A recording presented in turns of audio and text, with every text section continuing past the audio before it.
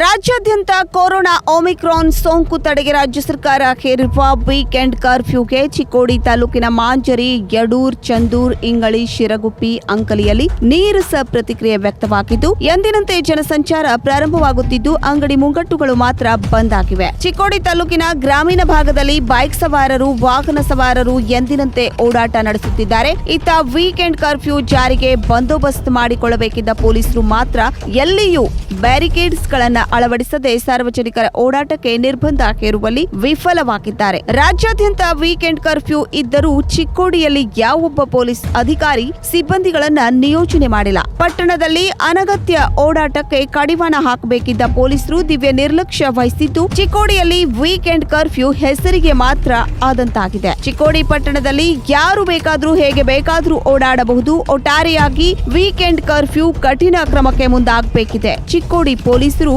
ನಿರ್ಲಕ್ಷ್ಯ ವಹಿಸಿದ್ದಾರೆ.